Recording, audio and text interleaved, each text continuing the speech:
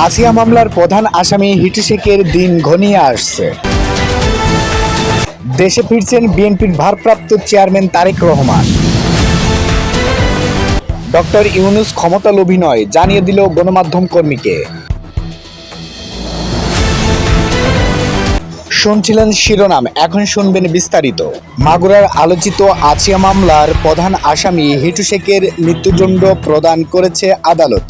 এ ঘটনায় অভিযুক্ত বাকি ৩ আসামি হিটু শেখের স্ত্রী ও ২ সন্তান দোষ প্রমাণ না হওয়ায় বেকসুর খালাস পেয়েছেন। মাগুরার নারী ও শিশু নির্যাতন দমন ট্রাইব্যুনালের বিচারক এম জাহিদ হাসান গত ১৭ মে ২০২৫ তারিখে এ রায় ঘোষণা করেন। দ্রুত সময়ের মধ্যে মামলাটির বিচার কার্যকর শেষ হয় মামলাটিকে নজিরবিহীন বলে অভিহিত করেছেন সংশ্লিষ্টরা। আদালত সূত্রে জানা যায়, মামলায় মোট ২৯ জনের সাক্ষী এবং ৭টি ফরেনসিক আমানত উপস্থাপন করা হয়। বিচারক তার রায় উল্লেখ করে হিটু শেখের বিরুদ্ধে উপস্থাপিত সাক্ষী প্রমাণ ও ফরেনসিক তথ্য নিঃসন্দেহে তাকে দোষী সাব্যস্ত করে।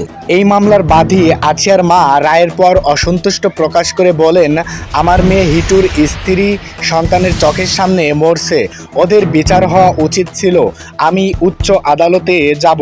মামলা অনুযায়ী ডেথ রেফারেন্স ইতিমধ্যে হাইকোর্টে প্রেরণ করা হয়েছে।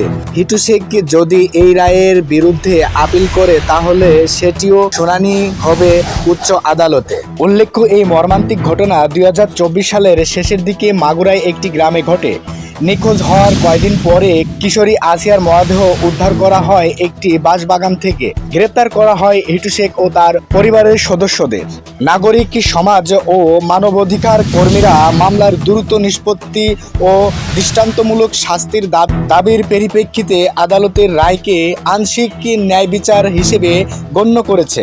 এদিকে ডক্টর ইউনূস সংবাদ সম্মেলনে সাংবাদিকের প্রশ্নকে কেন্দ্র করে সরাসরি বলে দিয়েছে, আমি ক্ষমতালোভী নয়, সময় মতো ঠিকই নির্বাচন আমি দিয়ে দেব, শুধু একটু সময়ের অপেক্ষা।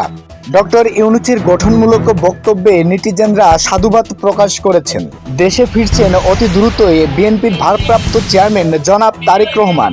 এ নিয়ে জনগণের ভিতরে যেন ঈদের আনন্দ এসেছে এমনটাই বোঝা যাচ্ছে। তবে জনাব তারেক রহমান যে কবে দেশে ফিরছে এ নিয়ে এখনো সঠিক কোনো তথ্য পাওয়া যায়নি।